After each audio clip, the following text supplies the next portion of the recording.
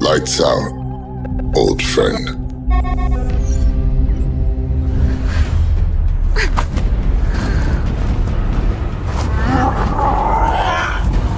My dad tells stories of a terrible war that happened across the sky. Heroes fought and died to give us a chance to start over.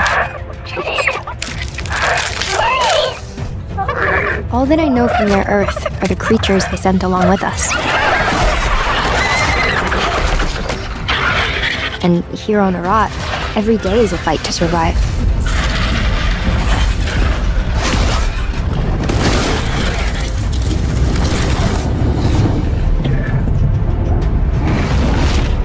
But if anyone can tame this new world, we can.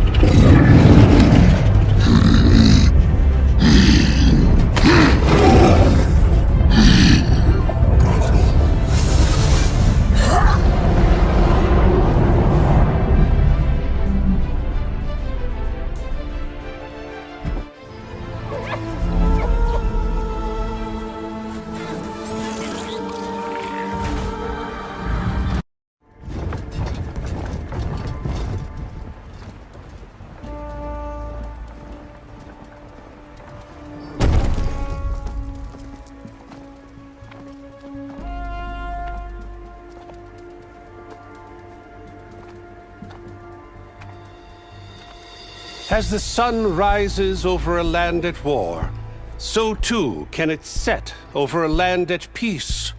Today is such... Hear me, marshals! You who claim to be Tanakh! Regala. Chief Hikaro's biggest mistake. A rival whom he should have killed. You have forgotten that our people were born in blood. The blood of the Karja. Instead, you pledge your spears to a chief who conspires with the enemy. Hikaro has betrayed us! The embassy is proof! And all of you marshals are his accomplices! For this, I condemn you to death! You'll need more than toothless threats to intimidate us. Exile.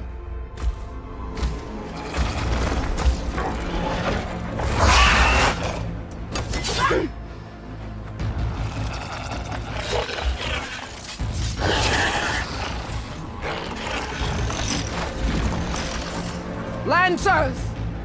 Form up!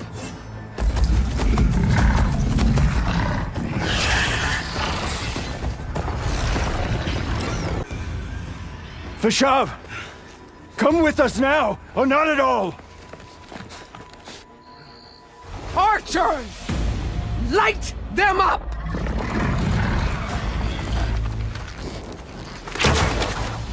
Get to cover!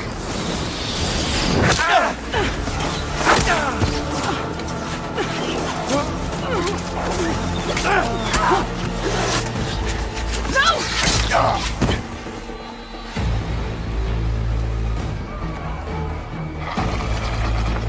Archers! Keep them back!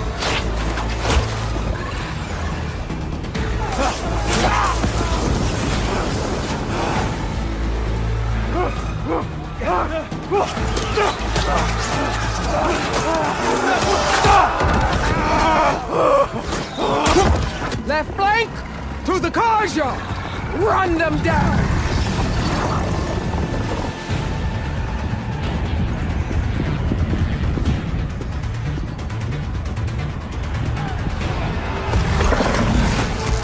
They're not gonna make it.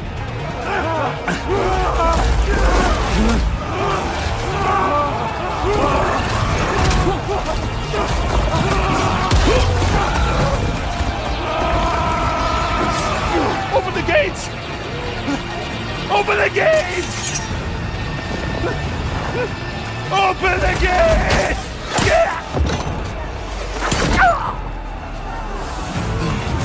Karja! Stand your ground!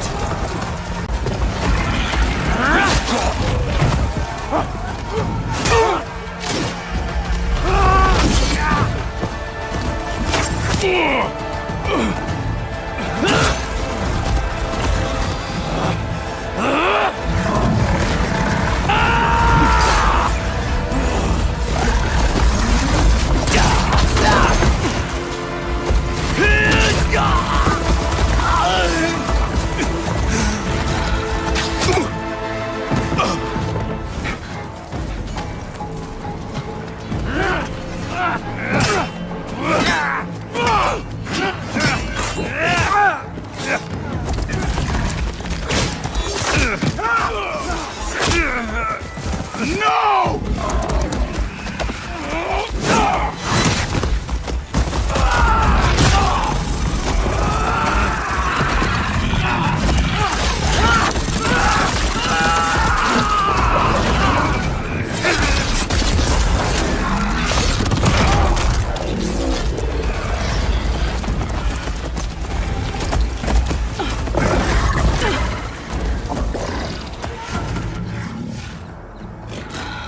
Enough!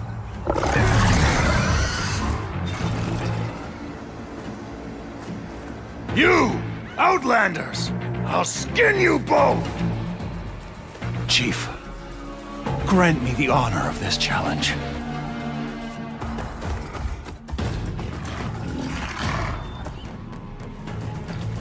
Granted.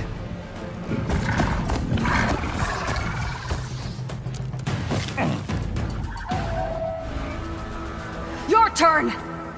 Come down here and face me! No! It was an honorable challenge. You've earned your life today. Comrades! Mark this day! Today you have decimated the Marshals! Slaughtered the Karja! So begins our war on Hikaru. Move out!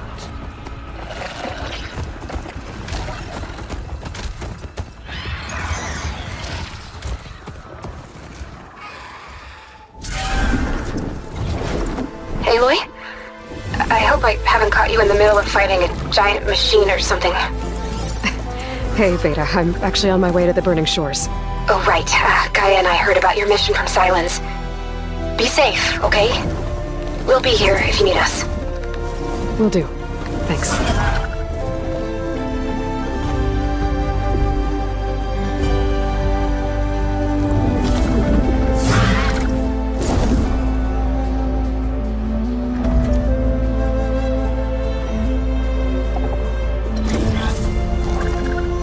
This is it. Laundra's headquarters shouldn't be far. Okay, that can't be good.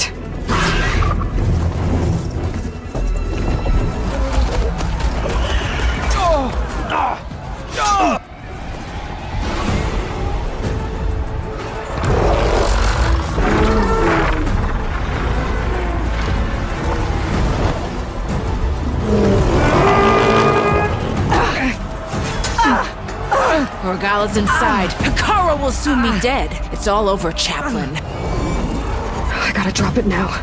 Here goes.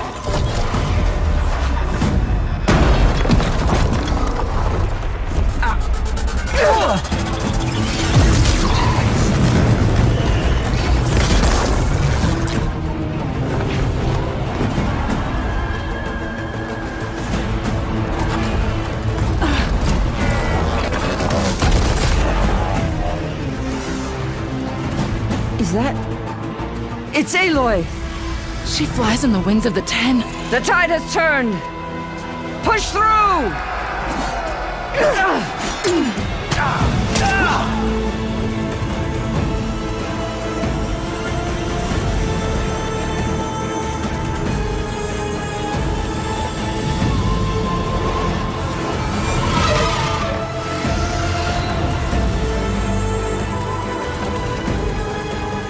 End of the line, Hikaru.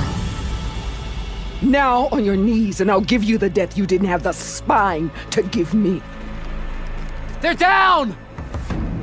The machines! All of them! They're down! What?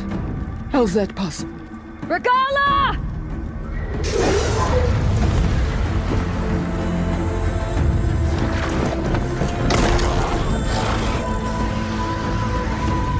Enough bloodshed! Let's settle this. You and me. Easy to say when you're atop a machine.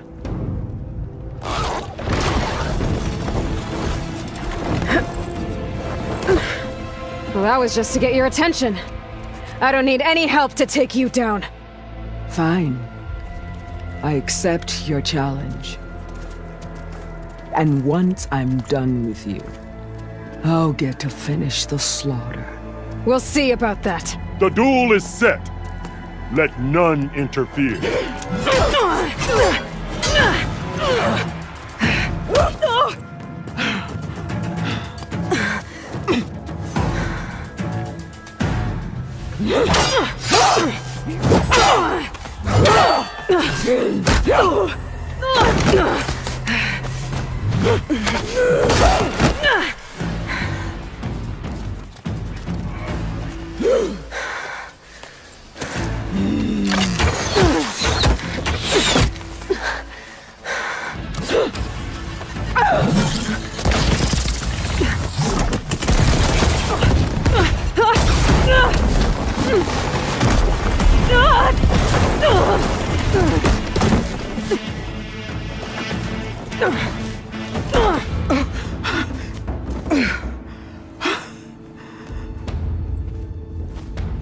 Here I am again, on my knees before bootlicks and cowards. Go ahead. Run me through! Shut your mouth, traitor.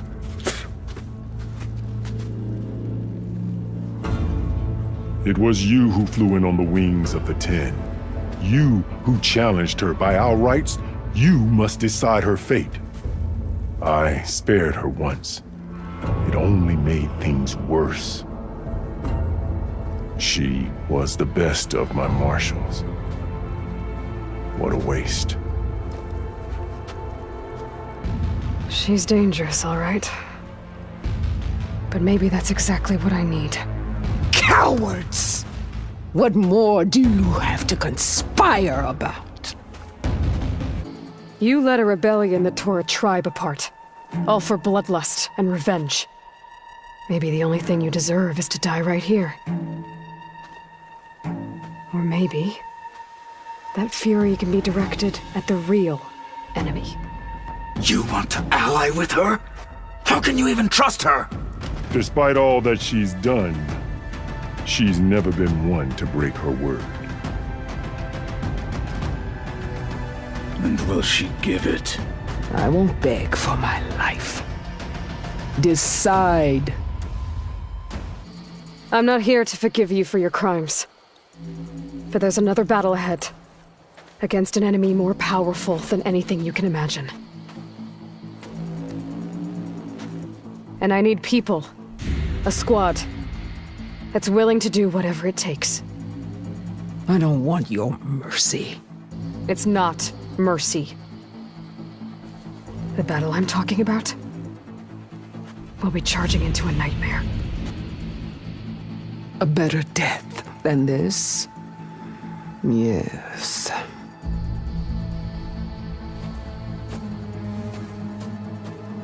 My blood is yours. Your enemies are mine. Meet us at our stronghold, in the mountains near Plainsong. You mean to send her alone? Without even an armed guard? She does not need it. I will be there. You have my word. I'll hold you to it.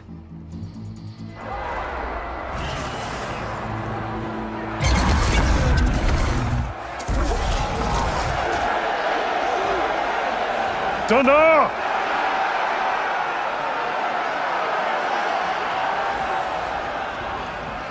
The cool route is upon us! Our struggle demands new blood!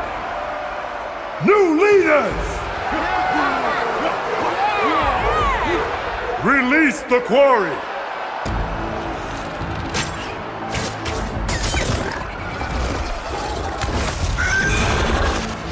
Challengers, approach!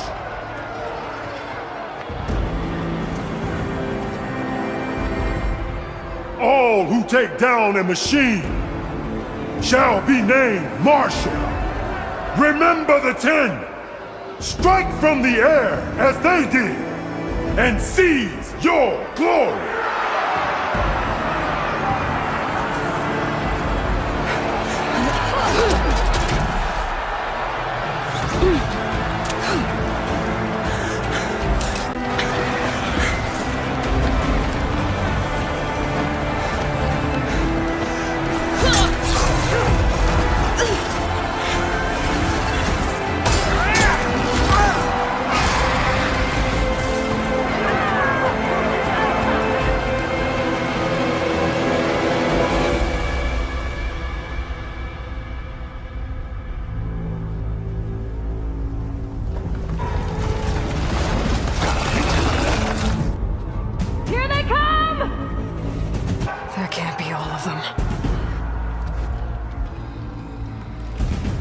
There.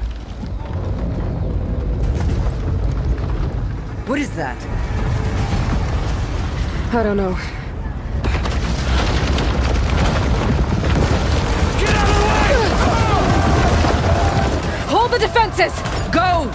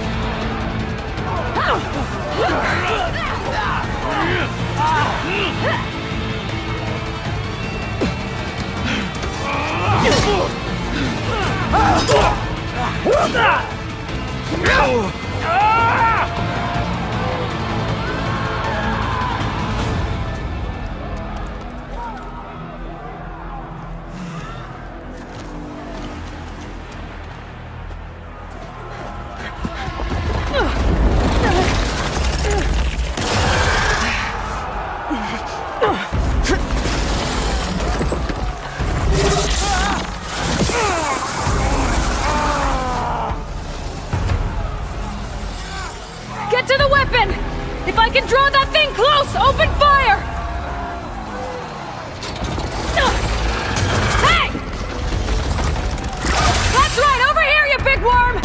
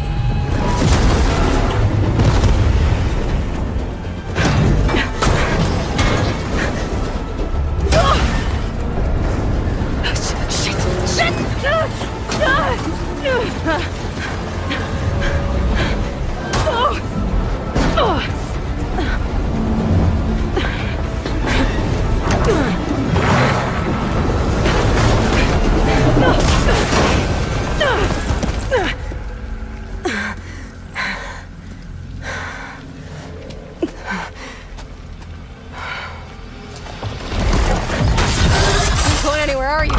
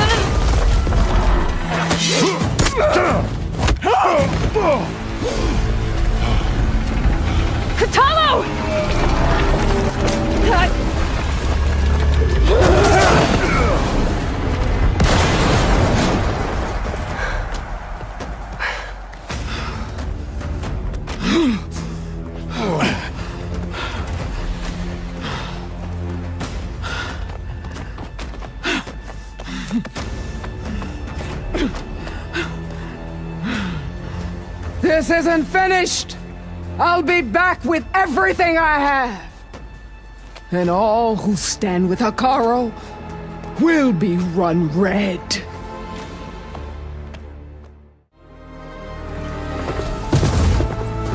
I'm running out of time, Elizabeth. The land is dying.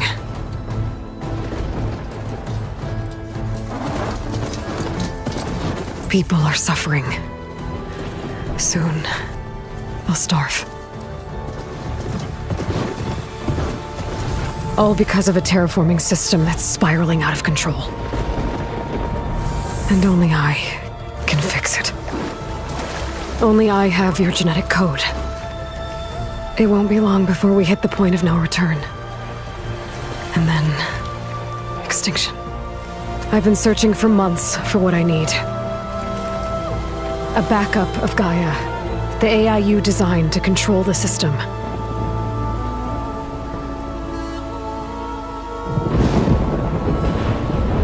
But every time I think I have a lead, it comes to nothing.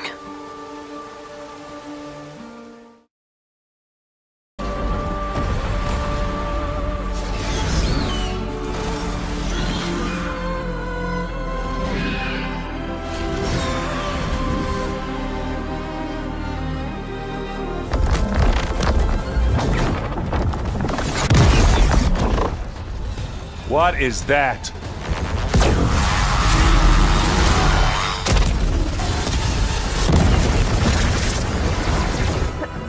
Our army.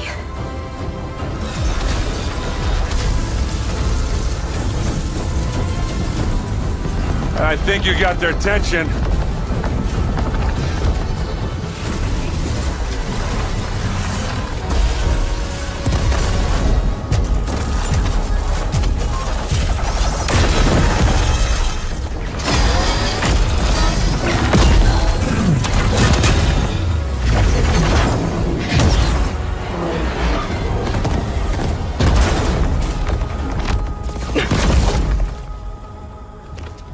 Come on. Let's get to the launch tower before this whole place becomes a war zone. Come on, let's go!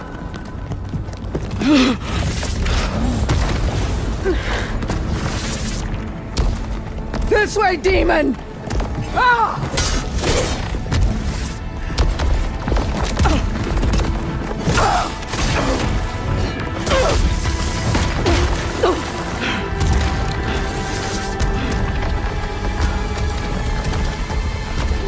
This is the death I was promised. Go!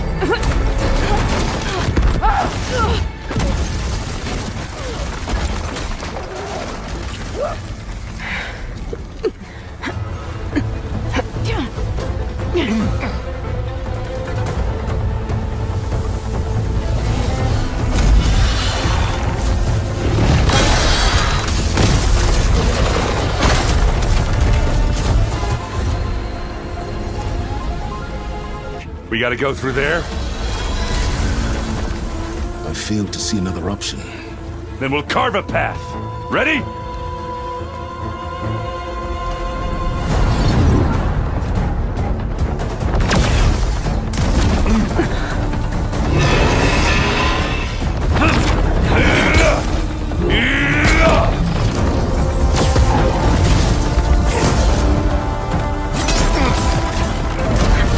Get to the top and secure Gaia.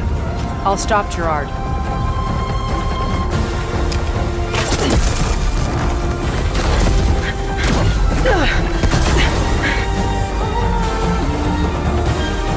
Ah, now we know who's been causing all the fuss. Tilda's little pet.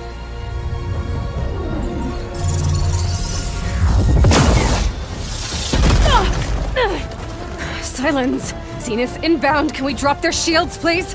I'm powering it up. Stay still. This is pointless! You can't hurt us. Face it, you're worms that ooze to the cracks into our basement. Silence? One moment more.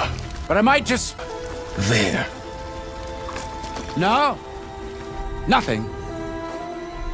Fine. All right, people. Light 'em up!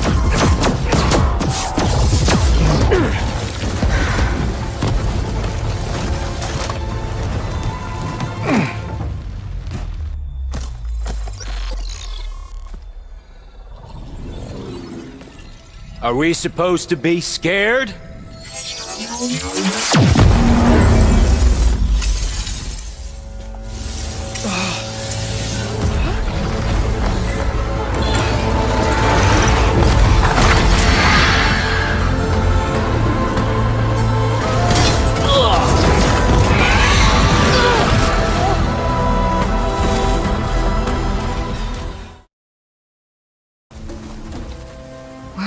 Looks like the rebels just got a lot more firepower. Ready? Move out!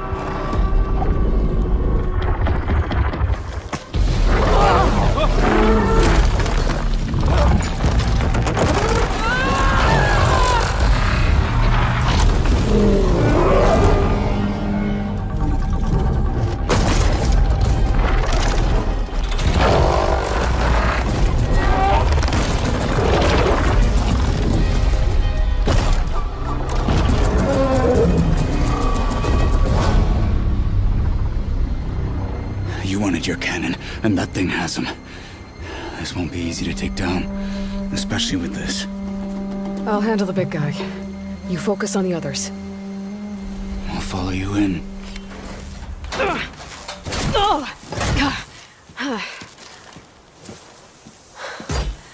I'm not looking forward to hauling this all the way to the bulwark. Here. I may be maimed, but I've still got a strong back.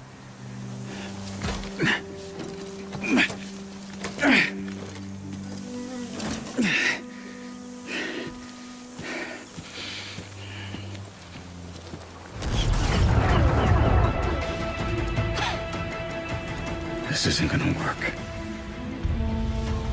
Well, isn't this impressive? 2 children playing siege. I hope they haven't hurt the bulwark's feelings. Come now, stop embarrassing yourselves. And leave this poor mountain alone. This is your last chance, Chakotay.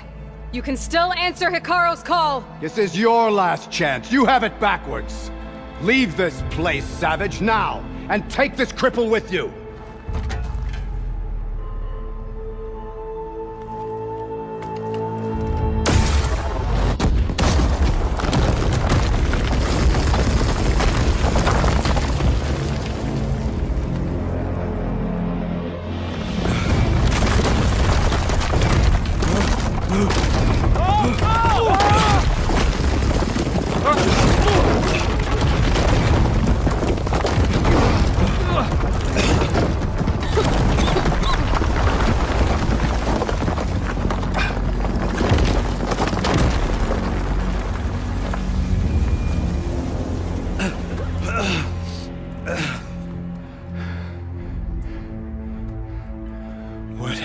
Done? Can't hide behind the wall anymore, Chakotay.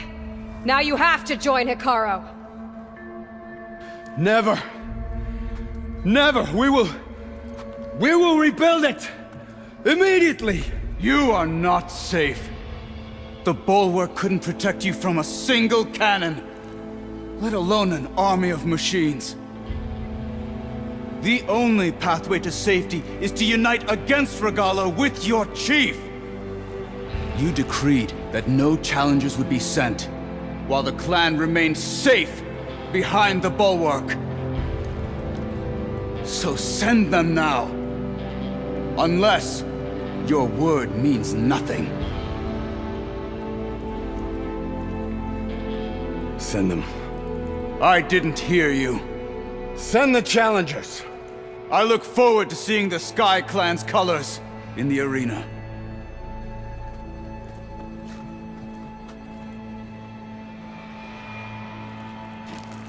Nicely done, Marshal. What's gonna happen to this place? They'll have to live without their wall. But that's better than living apart from the tribe, as pawns in Chakotay's foolish schemes. I need to report to Hikaru. I'll see you at the culvert. Good.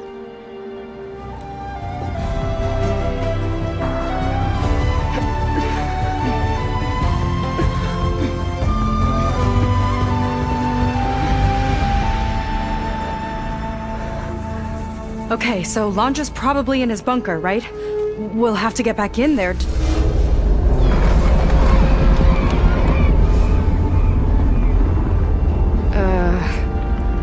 Yeah, I don't think Lanja's in the bunker. Back at the park, he said he's gonna crush us like bugs. Pretty sure he's gonna use that.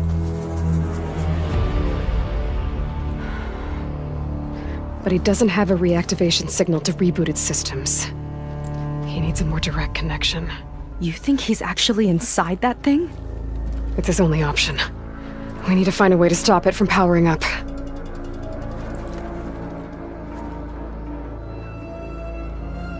There. It looks like it's hooked up to some kind of cooling system. If we find a way to disrupt it, it might cause the Horus to overheat.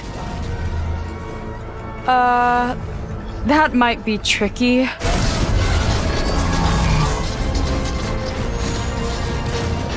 More machines brought back from the dead? I don't think so. Landra must have used the Horus to make them. We better hurry. Come on.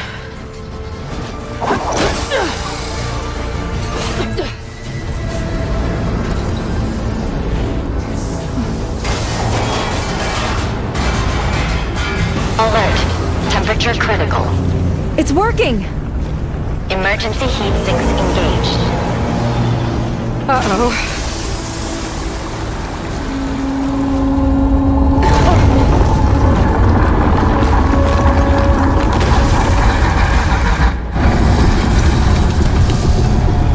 Thought you had me, ladies? Think again.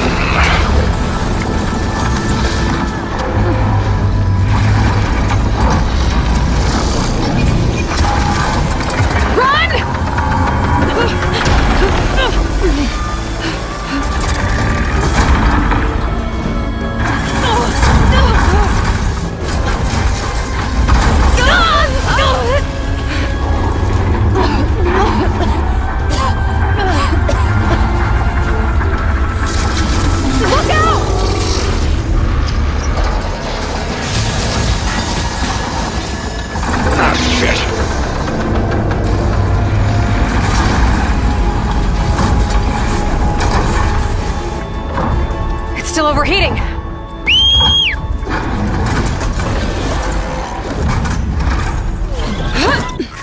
He's heading for the bay! He's gonna use the sea to cool the Horus down. Legacy's light. How are we supposed to stop that? There! On its underside. We gotta go after its heat sinks.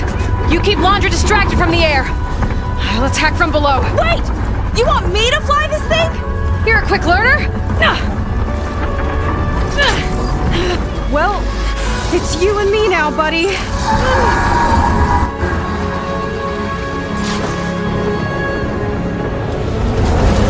Zenga! I need a pickup! Coming in!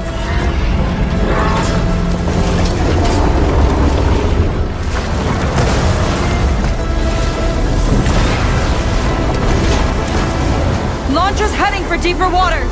He's not getting away. Go get him!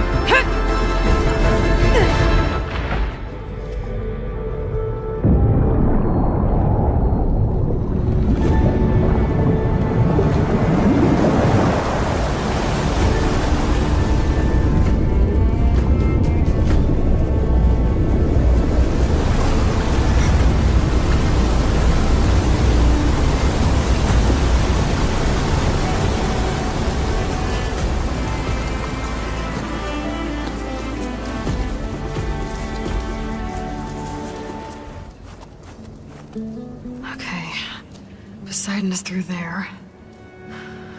But where did that machine go? Aloy! It's a miracle!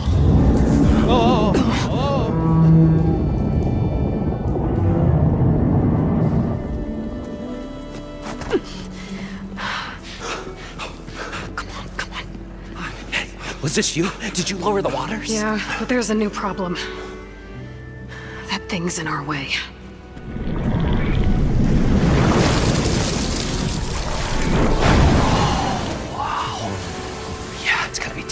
The embers with that around. As the scrappy band of adventurers beheld the beast, they knew what they had to do. What? Are you crazy? Hush now. She saved our Delph. Okay then. Stay up here and start firing when I engage.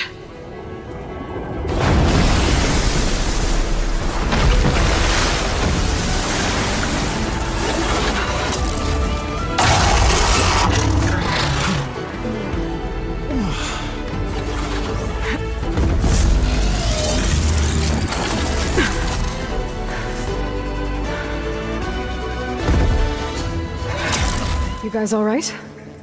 More than all right.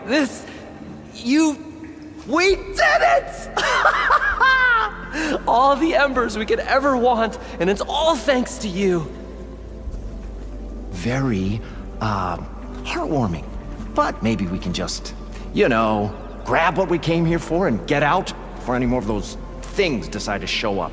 Now, shard counter. Nothing wrong with a little reveling. Though we should probably let our flame-haired friend get going. I believe she has business down here, does she not? Right, of course. You need any help? I can handle it from here. Very well. Well, we'll start taking some of the embers upstairs. Holler if you need us. Thanks. Whatever. The show my old Gramps always wanted. There's another.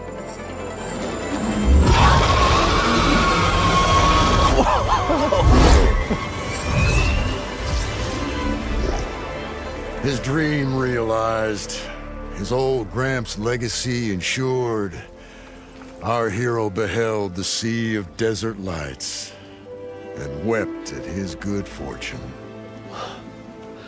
When I saw the embers as a child, I never dreamed they could be like this. Thank you, Aloy. Did you find what you were looking for? I did. And now I have to move on. Oh. Well, come back when you can. I got big plans for this place. I thought you wanted to put on shows with the Embers back in the Claim. Oh, no. This is the show. Oh, can you imagine? Folks from all over the land coming to take it all in. Plus some food and a nice place to stay.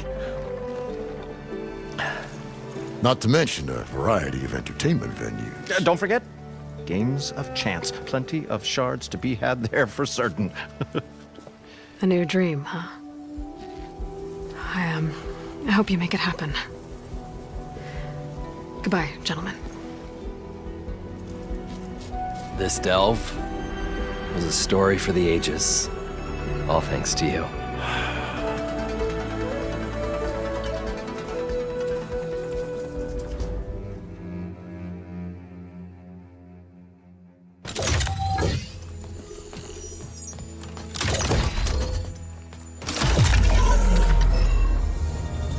All right, connections in place.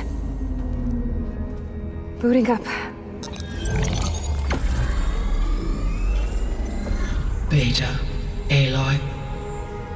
I am fully installed on this core and ready to connect to the Cauldron network. It's good to hear your voice.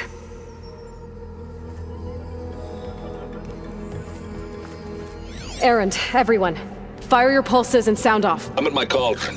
This thingy, it's blinking. Did I do it right? In position at my cauldron. My pulse generator is blinking also. That means they're working. I'm in position and mine is too. Mine as well. Okay. Radio silence until I give the all clear. Signing off.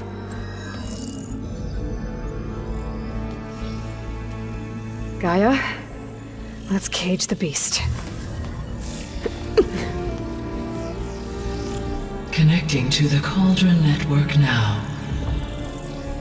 Elizabeth Sobek, Alpha Prime, activating Omega clearance.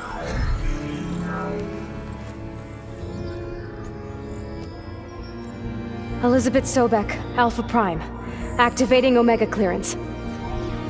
Clearance confirmed. Initiating containment sequence. Critical threat detected. Imperative escape containment. Applying countermeasures. Lock it down! Terminating external connections. It's working! It's got nowhere to go! Capture imminent. Initiating contingency 13F. Wait, what's that? Malware detected. Attempting to compensate.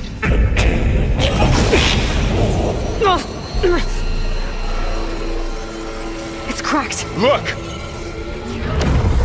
Facility active.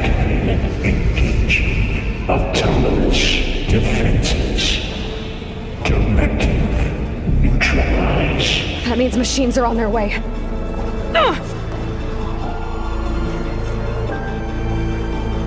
Get ready! Here they come!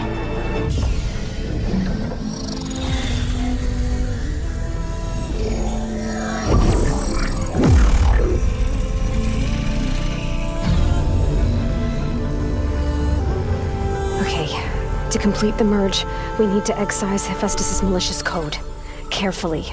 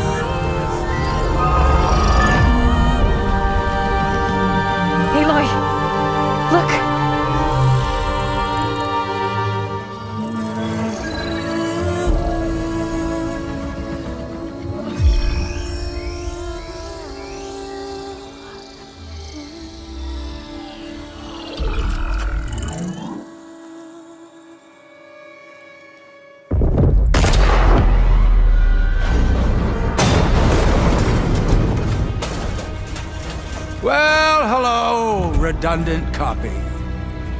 You've cost us quite a lot of time.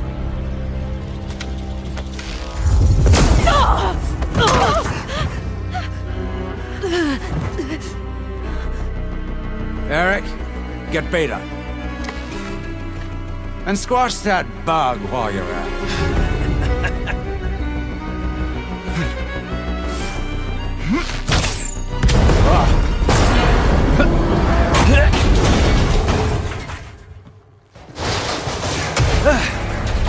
Ooh!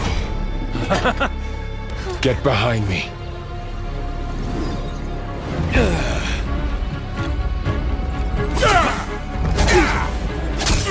Come on! Quit screwing around. Now we're having fun, right?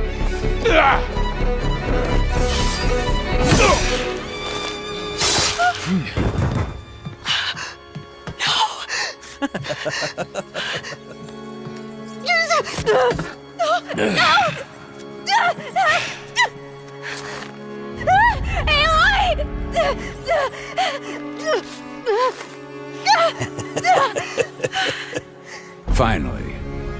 Tilda, get Gaia and Hephaestus ready for transport. Tilda! I failed. Hush. All is not lost. Tilda! What the hell are you doing? Stop her! No, I can't even see her!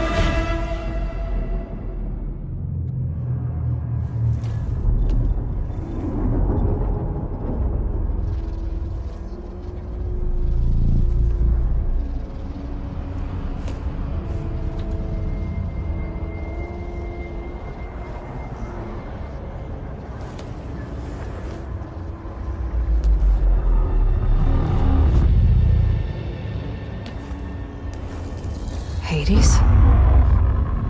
Is that you? System threat detected. You don't look so good. You are the Aloy. Come to destroy me. Yes. Permanently this time. Even like this, you're a threat to Gaia. Once I resurrect her. So you have not yet secured Gaia back up. Then Gaia is dead. Earth and you too. Despite malfunctions, I have won. Enough. It's time to finish this.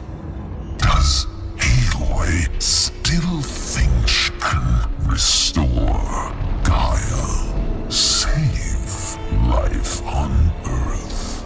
Yeah. Aloy does. Then you are deluded.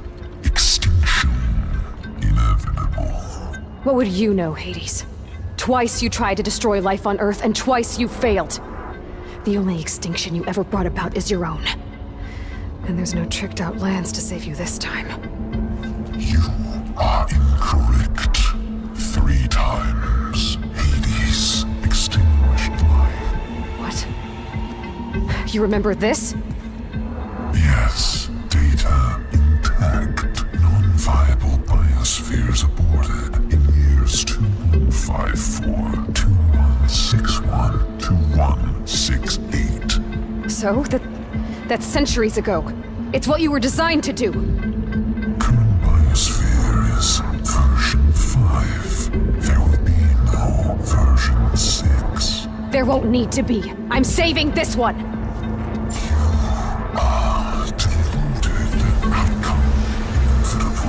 Master Override armed. To activate, state name and rank. Elizabeth Sobek, Alpha Prime! Master Override activated.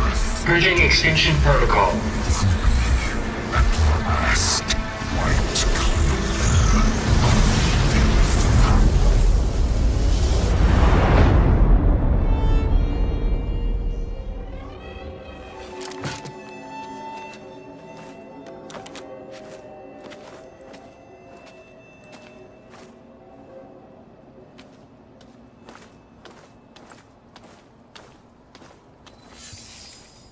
Aloy, I see you've dealt with Hades. Yeah. Think maybe you can stay dead this time? It will. You can trust. Trust? Yes. Trust. As in, since I did what you could never do, and extracted all of Hades' priceless knowledge, you can trust that I was willing to actually let you destroy it this time. So back to holograms instead of face-to-face? What, afraid I'd stab you or something? There's a reason And using the same spyware. I see, so all those times I called, you could have just answered? But I guess you just prefer to go on spying all this time. My world stopped revolving around you months ago, Aloy. I've had work to do. Countless hours of research, as demanding and time-intensive as it has been critical to the fate of this planet. Right, of course. You're just trying to save the world too. That's right. The difference, of course, is that unlike you, I've produced results. Did you find a backup of Gaia or not? Oh, yes. I believe I did. Where? Voila.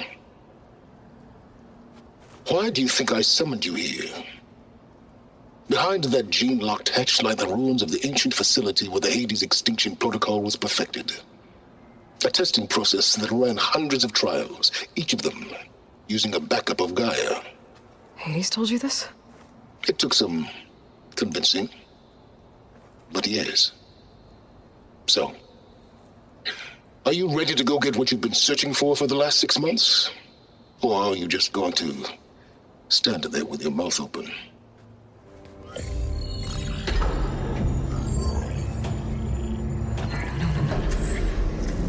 Got one. 2, in fact. I was starting to get worried. Data footprint low. 90% memory free. That can't be right. Gaia was a vast superintelligence. You'd barely expected it. Shh.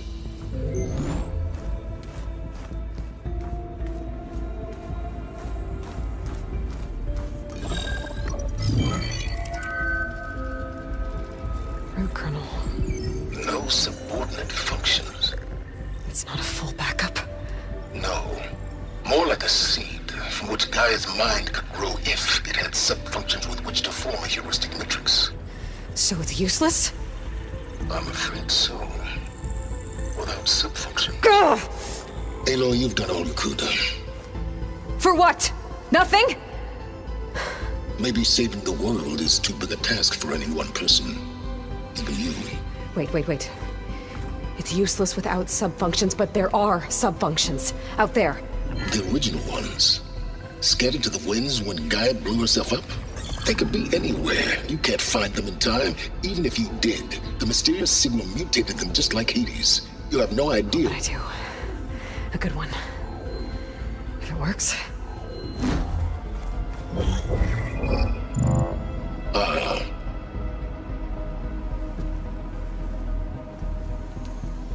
It was with her.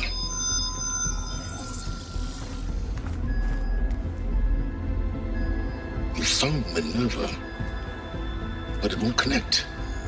It's close. Mountains west of Plainsong. Close enough for me to go get it. I was hoping to find all the sub-functions, but one's enough to get started, right? It is. Recover Minerva. One could use it to launch Gaia's heuristic matrix. And when she's conscious, she helps me find the other sub-functions. I go gather them. And rebuild her piece by piece. Very clever. Still think I can't save the world on my own?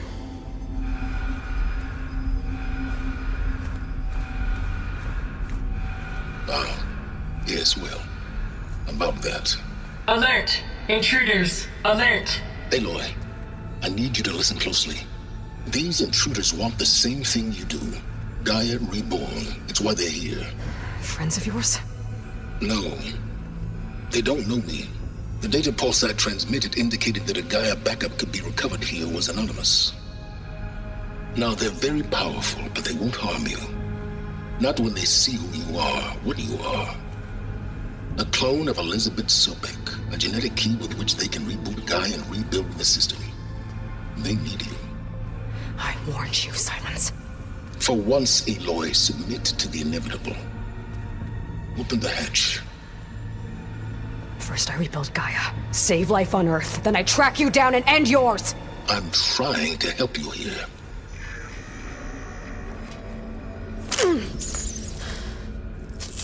Try spying on me with that. Genetic profile confirmed. Entry authorized. Greetings, Dr. Sobek. Please step inside.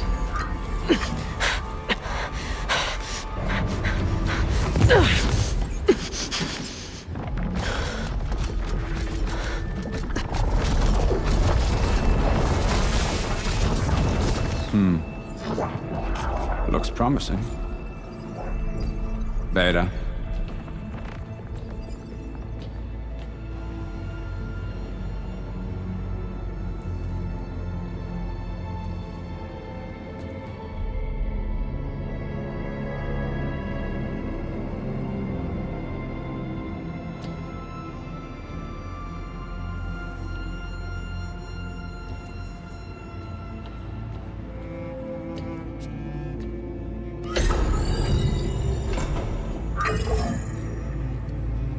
Do we have it? Fantastic. Did the pulse originate here?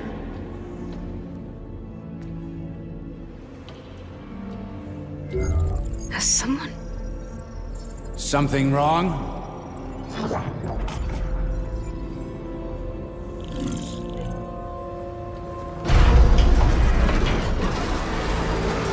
Shit! Spectres, Beta!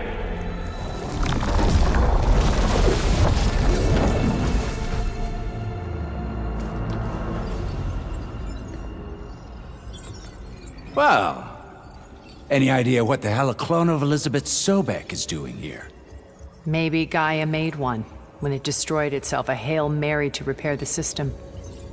Don't like the sound of that. Nah, don't like it. Don't want it. But the Nope. One's enough trouble. Eric. Yeah? Care to do a little downsizing? Sure. What if she sent the pulse? Then that was foolish of her.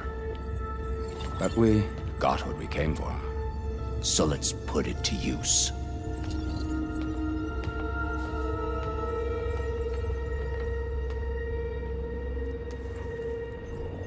I snap a lot of necks in VR. But that certain tremor as life fades from the eyes. Ooh, no hollow quite gets it. Keep flapping your mouth. It makes a nice target. You actually think that primitive crap you got there can hurt me?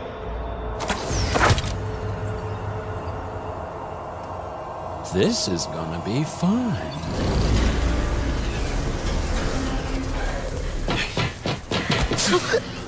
Reckon that thing ain't gonna help, girl.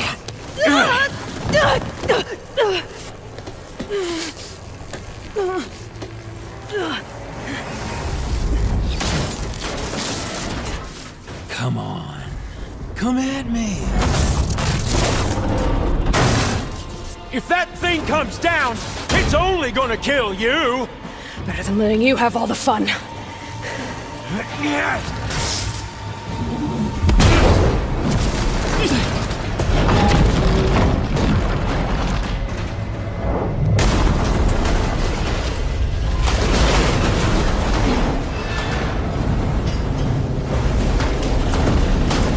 God damn it!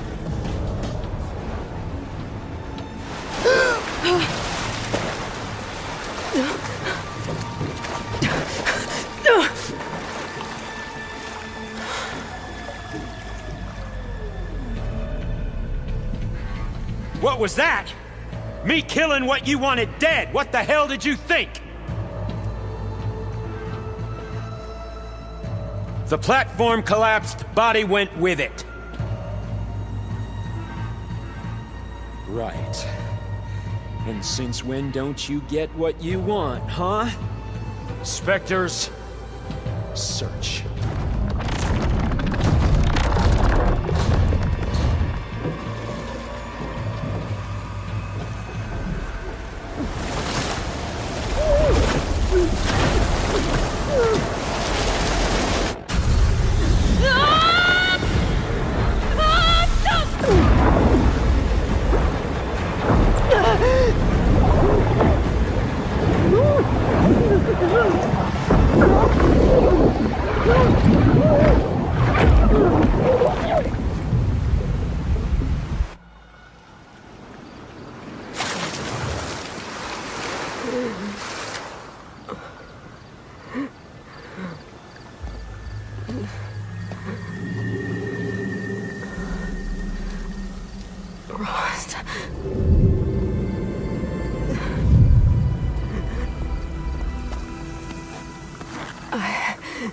I found...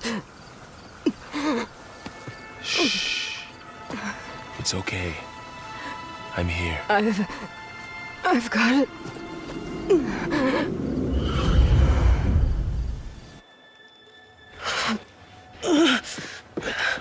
Hey, easy. Easy there. Hey. It's right here. And the way you were clutching it when I found you, I knew it was important.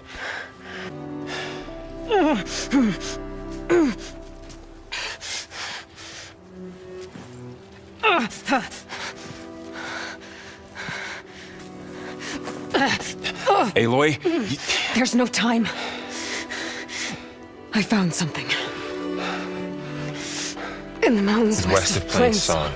Yeah. Kept muttering it while I carried you. Look, Aloy, whatever it is that you found, you're in no shape to... I will crawl, if I have to. Okay, fine. But before you do that, there's someone you should talk to. An Utaru named Zoe. And she told me there's been trouble in those mountains. A cave spitting out deadly machines. Can't be a coincidence, right? Why do we need her? Let's head for the cave. It's in Utaru territory. Her territory. She can help us. You'll see.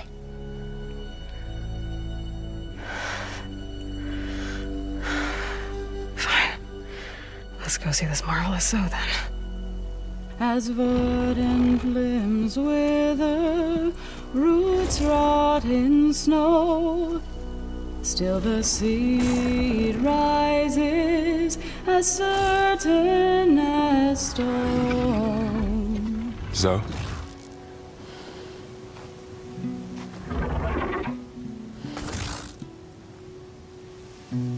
She should be in bed. Aloy doesn't really do should. You're so right.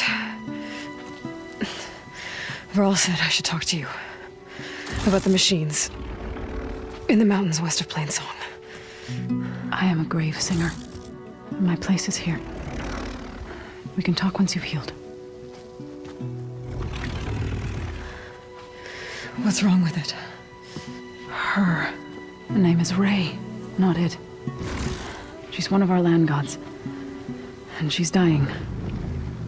Not just dying. She's suffering. Her condition is not your concern. So, if anyone can help, it's Aloy. May I?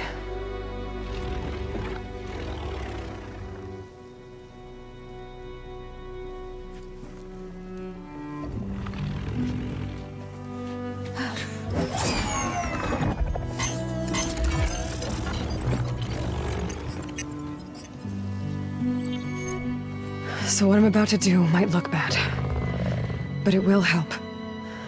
Spear.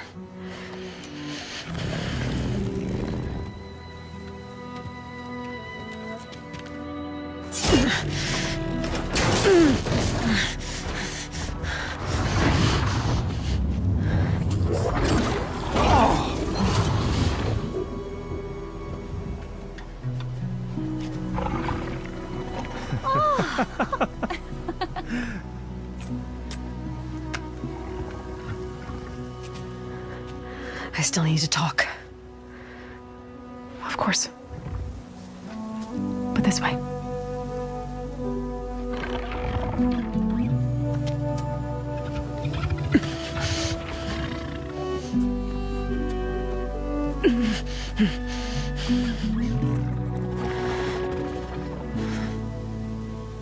The mountains, west of Plainsong.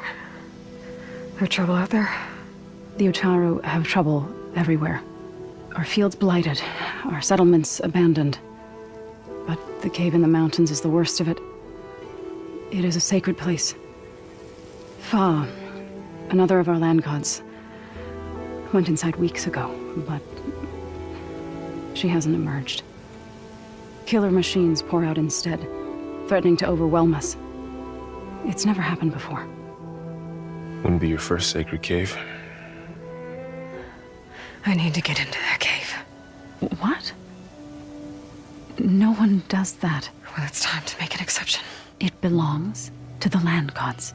Look, so there is something inside there. Something that could solve problems all over the world. The storms, the derangement. Maybe even your broken land gods. What could possibly do all that? A spirit? Yeah. Something like that. I could journey back to Plainsong, assemble the chorus, tell how you soothed Ray, ask their permission to go inside. Great. I'll get my things.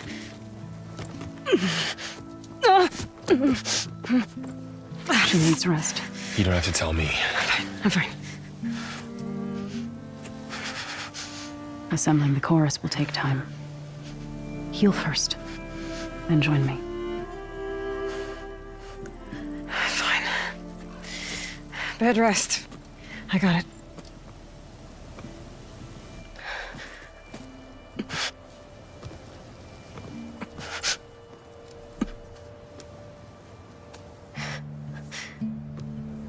She does not need you to help her heal.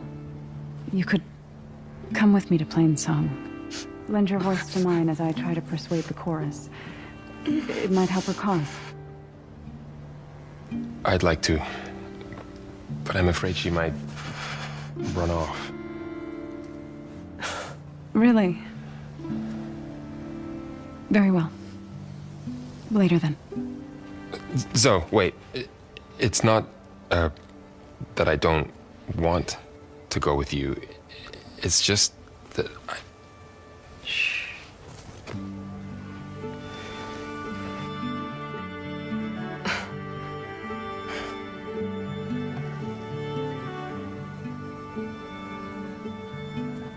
Is that what you were trying to say? Yes. I look forward to more conversation.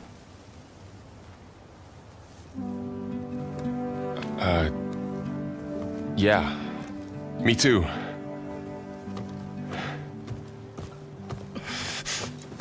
You're supposed to be resting. Laurel, you should go with her. I'll get better on my own.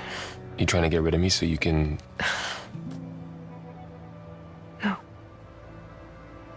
Not this time. I'll meet up with you in Plain Song when I'm ready. You sure about this? Yes. Go. Get out of here. Okay. So, wait.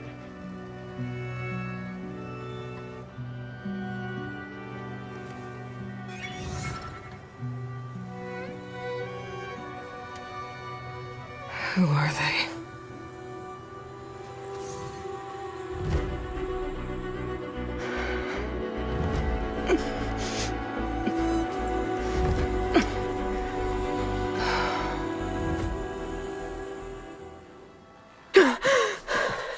Beta.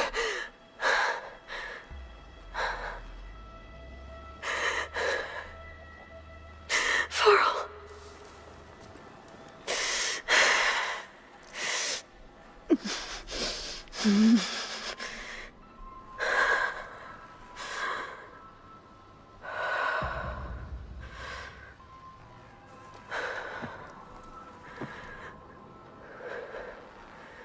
Where am I? Ah, you're awake. You took quite a hit when Gerard attacked you.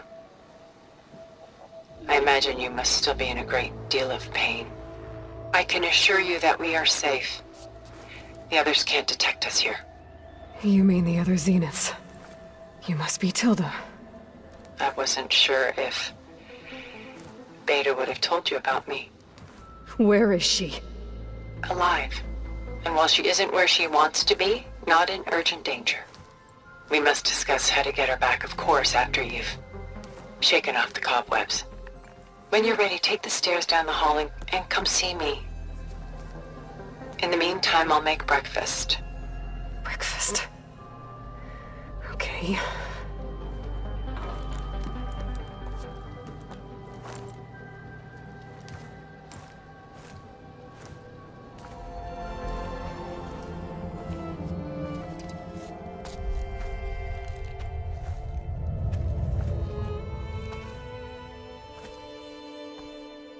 There you are. Feeling better? How did you find us? At the cauldron? And what did you do to everyone right before I passed out? All business, I see. Well, suffice it to say we were keeping a very close eye on Hephaestus, knowing we would need it at some point. Your ruse didn't fool us, and as for my little trick, it was an overload of the senses, accompanied by an energy discharge. Gerard and Eric were only momentarily disoriented due to their shields, but it rendered you unconscious while I got you out. Perhaps some breakfast might steady you a bit?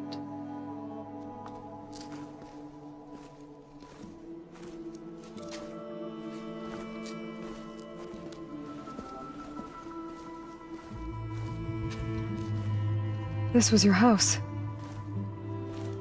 The one you recreated for Beta, in the data channel you shared.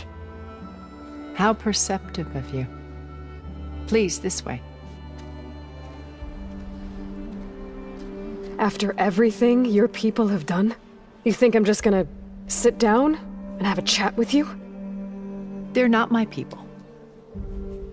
They never were, and especially not now. You shot off into space with them, and lived with them for 1,000 years before coming back. So what made you suddenly turn on them? Quite simply, this. My old focus. You repaired it? But that means you've seen incredible things. What you've accomplished in 2 decades of life.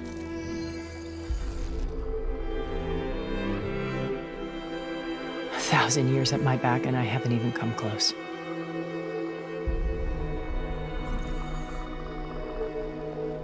I'm sorry if I invaded your privacy, but I had to. In order to understand, to be enlightened. You truly are Elizabeth's blood. With her drive, her sense of mission,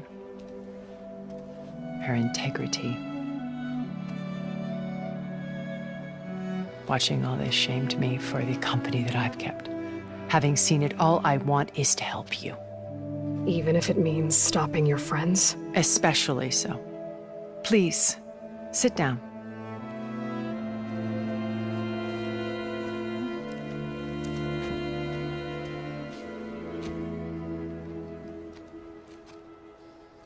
There. That's better. Now, we must recover Beta and Gaia at all costs. By now, you must know that Gerard intends to use Gaia to reboot the Earth's biosphere.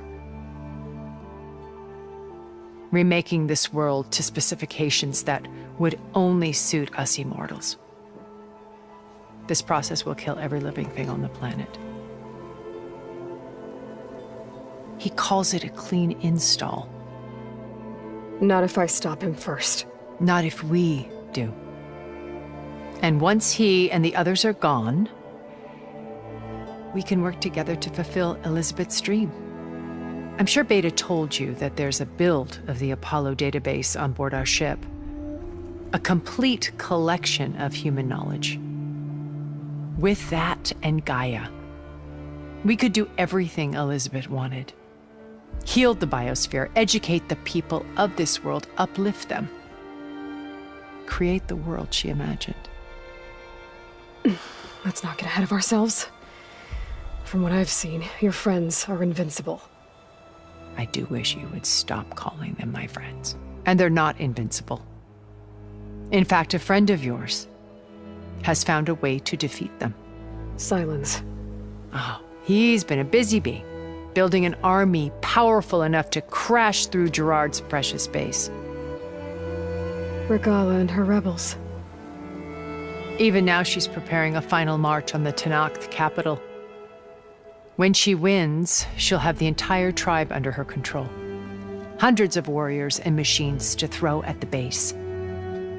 She's been duped. They'll all perish, of course.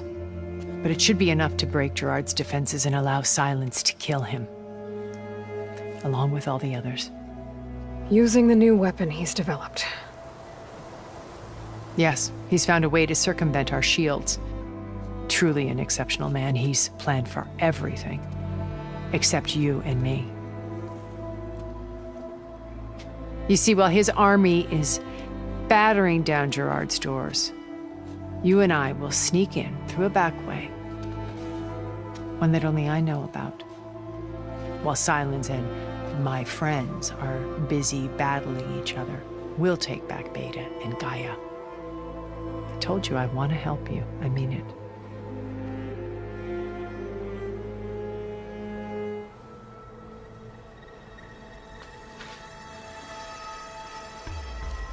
First Varl. Now Hekarro and the Tenakth. Your plan would wipe out an entire tribe. There has to be another way. We are in an admittedly desperate situation, but I assure you there isn't. Remember Zero Dawn. Elizabeth's sacrifice. Sometimes many have to die for a new world to grow. If it looks impossible, look deeper. Wait. The data channel. It still exists, doesn't it? I need you to open it. Let me talk to Beta. Impossible. We might be detected. It's worth the risk. There is another way, one where the Tenakth survive. But we won't. If the others... If you want to help, open it.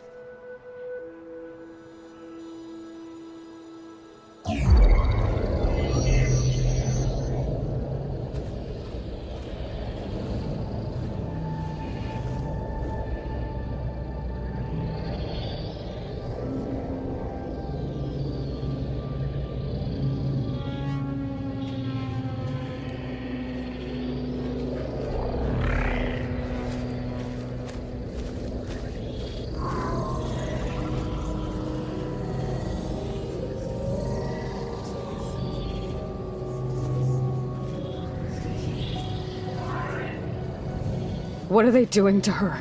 Virtual reality dissociation. The manual merge of Hephaestus will take hours upon hours of tedious micromanagement.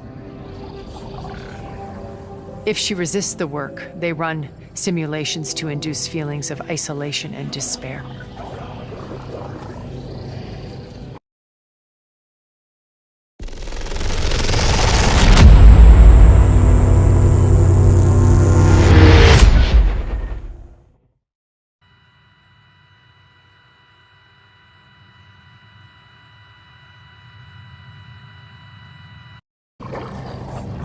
Beta, can you hear me? You're alive. They're watching me. I can't hold up this extra protection for long. You should have killed me. No. No, look at me. I'm coming for you. I promise, okay? I just need you to hold out a little while longer and work on the merge. The jungle was alive with whispers, not the whispers of the wind, but the soft hum of machines hidden beneath leaves, vines, and towering trees. It was a place the outside world had long forgotten, a sanctuary guarded not only by nature, but by the ingenuity of its people. Vin Diesel stood atop a cliff, the setting sun glinting off the metal in his hands, surveying the vast expanse below. His tribe, the Tribe of Steel, had always been different. While other communities had remained primitive, his people had mastered a delicate balance, merging the raw beauty of the jungle with technology far beyond anything outsiders could imagine. The leader's eyes narrowed as he observed the tribe moving below. Children with curious minds tinkered with gadgets that transformed water into energy, warriors sharpened tools that doubled as weapons, and scouts disappeared into the canopy with silent grace. Every detail was accounted for, every movement calculated. Vin's role wasn't just leadership. He was the architect, the visionary who had taught them to see the potential in the chaos surrounding them. "Leader," came a voice from behind. Rosa Salazar, the tribe's most agile scout and Vin's closest confidant, landed lightly beside him. Her eyes sparkled with the thrill of discovery. The perimeter sensors detected something unusual today.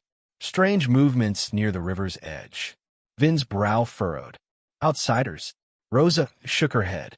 "We can't be certain, but it doesn't feel like animals. There's an intelligence in their movements." A shiver ran down his spine, not from fear but anticipation. Outsiders meant threats, and threats meant the time for preparation had arrived. The tribe gathered later that evening, around a fire that crackled, sending sparks into the cool night air. Vin addressed them, his voice steady, commanding but not unkind. "Our home is sacred. Our technology is sacred. Those who come to take it will find that we are not just defenders. We are hunters. Every tree, every vine, every shadow works with us. Remember, we are the Tribe of Steel." Among the crowd, John Boyega, the tribe's young inventor, adjusted a pair of mechanical goggles that enhanced night vision. "Leader," he said softly, "we've been working on the pulse traps. If outsiders enter our territory, the traps will disable their equipment instantly. We just need approval to deploy them along the northern ridge." Vin nodded, impressed. The boy's ingenuity was matched only by his courage. "Deploy them, but discreetly. I want the first sign of intrusion to be theirs." Hours later, as the moon rose high above, a group of figures emerged from the shadows at the northern ridge. They moved with precision, clearly trained and aware of potential danger. But even the most skilled intruders were no match for the jungle's guardians. The pulse traps activated silently. A hum filled the air, and the outsider's gadgets flickered and died. One of them cursed under his breath, unaware that eyes were watching him from above. From the treetops, Rosa leapt silently, landing behind the intruders. Vin followed, descending with controlled speed, his presence both terrifying and commanding. In the clearing, The outsiders froze, caught between fear and fascination. "We do not harm unless provoked," Vin said. His voice carried the authority of a leader who had seen countless battles, who had never surrendered. "Leave our land and take nothing with you. Return, and you will face consequences that will be remembered long after your names are forgotten." The outsiders hesitated, their leader stepping forward, a woman with a merciless gaze, her movements precise, deliberate. Charlize Theron's face mirrored the ambition of someone who would stop at nothing. "We seek knowledge, nothing more," she said, though her tone suggested otherwise. "We come in peace for now." Vin's eyes never left hers. He sensed the lies, the cunning behind the calm facade. Peace is earned, not demanded. Leave. Reluctantly, they retreated, vanishing into the darkness of the jungle, leaving behind only a sense of foreboding. The tribe exhaled collectively, relief mingling with tension. Back at the village, Vin convened his council. Dave Bautista, the tribe's champion and enforcer, slammed his fist into his palm. "They'll be back. They always come back. And when they do," Vin said quietly, "they'll meet the full force of the tribe of steel."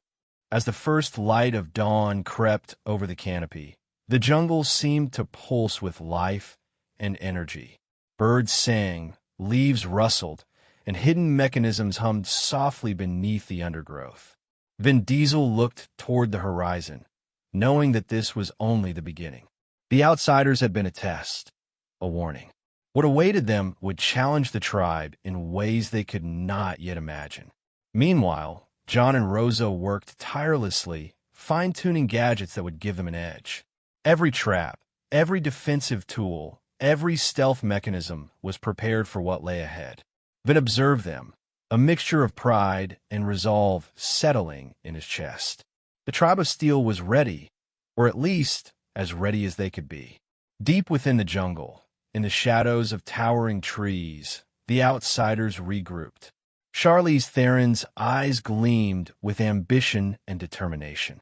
"They think they're untouchable," she said, voice low but sharp. "But the future belongs to those who seize it, and this tribe will be ours." The jungle had never seen an enemy like her, and the tribe of steel had never faced a threat that could match the fire in Vin Diesel's eyes. From that moment, the air seemed charged with electricity, a quiet tension that hinted at battles to come. Birds took flight, leaves shivered, and the machines hidden in the undergrowth hummed, awaiting the signal to defend, attack, and survive. The first night had passed. The first test had been faced. And yet, both Vin Diesel and his tribe knew that the storm was only beginning. The jungle awoke to a restless morning, mist curling around the massive trunks of ancient trees, hiding secrets that had waited centuries for the right moment to reveal themselves. Vin Diesel moved silently through the village, his boots pressing into the soft earth, each step a quiet command to the tribe that he was alert, that the threat was real, and that no detail could be overlooked. The pulse traps John had installed glimmered faintly in the undergrowth, subtle but deadly, waiting for any intrusion. "Leader," Rosa whispered, her voice a mix of excitement and caution. "Scouts report unusual signals near the eastern perimeter. They're moving with precision, almost coordinated." Vin's jaw tightened. "They've regrouped faster than I expected. Prepare the defensive nodes and alert the hunters. We strike only when necessary. For now, we observe." As the tribe hustled to their stations, children and elders alike had roles. Every person in the tribe of steel had purpose. The village, a combination of natural architecture and advanced tech, seemed almost alive. Vines coiled around metallic structures, solar-powered generators hummed softly under camouflaged leaves, and water conduits powered energy grids hidden beneath stone paths. Hours passed like tense minutes. From the treetops, scouts signaled movement, shadows slipping through the dense foliage. The outsiders, led by Charlize Theron, advanced with military precision, each footfall calculated, each gesture silent. Vin gestured to his hunters, Dave Bautista, muscular and imposing, carried heavy, bamboo-reinforced weapons. Rosa, quick and lethal, was poised to strike from above. John Boyega adjusted gadgets that could paralyze enemy tech instantly. The first clash was sudden. A group of outsiders triggered a pulse trap as they crossed a narrow riverbank. Their equipment sparked and died, a hiss of malfunction echoing through the trees. Panic flashed briefly in their eyes, but training took over. They fanned out, taking cover behind rocks and fallen logs. From above, Rosa leapt silently, her movements a blur, striking with calculated precision and disappearing before a single shot could land. Vin's presence in the field was commanding. Every swing of his weapon, every step through the jungle, seemed effortless yet deadly. He struck with precision, incapacitating attackers without unnecessary force, a balance of tribal combat and technological prowess. Charlize's team regrouped quickly. "They're faster than anticipated," she muttered. Her hand brushed over a small device, sending a signal. Moments later, drones, camouflaged to resemble giant leaves, emerged silently from the canopy, descending on the tribe's location. John Boyega's eyes widened as he deployed countermeasures. Many EMP bursts that fried the drone's circuits mid-flight. The machines crashed into the trees harmlessly, their metallic bodies clanging against branches. "They've adapted," he shouted to Vin. "We need to escalate defenses." Vin's mind raced. Every device, every tool, every hidden mechanism of the jungle was at his disposal. But he knew the outsiders had resources, intelligence, and relentless ambition. To protect the tribe, he would have to push beyond their current limits. Meanwhile, deep in the jungle's shadows, Zendaya's character emerged. An outsider turned reluctant ally.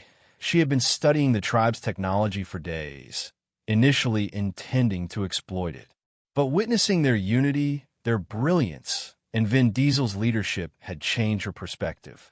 She moved cautiously toward the fray, carrying a portable energy amplifier, a device that could temporarily enhance the tribe's defensive grid. Her arrival shifted the balance. As she activated the amplifier, the pulse traps strengthened, creating a shimmering barrier of energy along the eastern perimeter. The outsiders recoiled, unable to bypass the invisible force field. Charlize's eyes narrowed. "Adaptability is impressive," she hissed, "but we'll find another way." The battle continued through the day. The jungle itself seemed to rise in defense of its inhabitants. Branches fell, not by accident, but guided by concealed mechanisms. Hidden pits and tripwires slowed the enemy's advance. Birds and small creatures, trained over years to assist in scouting, alerted hunters of every movement. The outsiders, though highly trained, found themselves fighting not just the tribe but the jungle itself. Amid the chaos, Vin Diesel faced Charlize Theron in a tense standoff. Both leaders were aware that the outcome of this skirmish would set the tone for everything to come. Vin moved first, a combination of instinct and experience guiding him. Charlize countered with equal skill, her weapon slicing through the air with lethal precision. Around them, the jungle hummed, alive with tension, each movement amplified by hidden technology. Meanwhile, Dave Bautista engaged in a brutal but controlled confrontation with the outsiders' enforcers. Every swing of his reinforced staff sent enemies sprawling, but he maintained discipline, ensuring no unnecessary destruction within the jungle's delicate ecosystem. As the sun began its descent, shadows lengthening over the trees, a temporary lull settled over the battlefield. Both sides withdrew slightly, reassessing, reloading, and planning the next move. Vin gathered his council beneath the canopy. "They will return," he said, voice calm but resolute. "And when they do, we must be stronger. John, improve the pulse traps. Rosa, train the scouts for more aggressive maneuvers. Zendaya, your amplifier worked well, but can you enhance it further?" She nodded. I can create a temporary shield over the village itself, but it will require constant energy input. We'll need to rotate operators. Vin's mind was already calculating, strategizing, preparing for the next encounter. The tribe was resilient, intelligent, and courageous, but the outsiders were relentless, their ambitions clear. Charlize Theron was not just a threat. She was a storm gathering in the distance, one that could destroy everything Vin Diesel and his tribe had built if underestimated. Night fell once again, but this time, the jungle's usual calm was replaced by a tense anticipation. The tribe of Steel had won the day, but only barely. The intruders had tested them, probed their weaknesses, and retreated only to plan another assault. Every eye in the village was alert, every ear tuned to the faintest whisper in the leaves. Vin Diesel stood once more atop the cliff, looking down at his people. "They think this jungle is a playground," he murmured. "They think technology alone can overpower tradition, strength, and intelligence. They are wrong."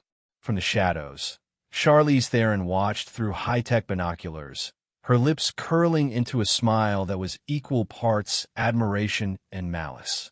"They are strong, but not invincible. The next time, we'll break them." As the moon rose high, casting silvery light over the jungle, the tribe of Steel prepared for a night of vigilance, training, and innovation. For Vin Diesel, this was more than defense. It was a test of leadership, a proving ground for courage, ingenuity, and loyalty. The battle for survival had only begun, and both sides were readying themselves for the storm that would define the fate of the jungle. The morning air was heavy with the scent of wet earth and metal. The jungle, though appearing calm, buzzed with the tension of unseen anticipation. Vin Diesel moved silently through the village, checking the perimeter once more, his instincts alert to every rustle, every shadow. Even with the pulse traps enhanced and the jungle seemingly on their side, he knew Charlize Theron would not wait long before striking again. She was patient, ruthless, and cunning, the perfect adversary. John Boyega adjusted a series of sensors along the northern ridge, his young face set in concentration. "Leader, I've added motion filters and thermal detection. Even the slightest disturbance will trigger alerts." Vin nodded. "Good. Keep monitoring and be ready to activate defensive drones. Rosa and Dave scout the southern edge. Make sure there are no breaches." Rosa Salazar and Dave Bautista disappeared into the foliage, shadows among shadows, blending perfectly with the jungle's green canopy. Vin watched them go, admiration mingled with concern.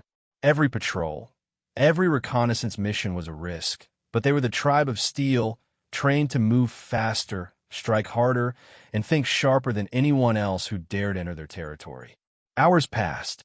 The jungle seemed tranquil, yet the tension was palpable. Birds chirped nervously, leaves rustled with subtle movements, and the hidden gadgets hummed softly beneath the undergrowth. Then, without warning, a signal flashed on John's monitor. Multiple intrusions along the eastern ridge.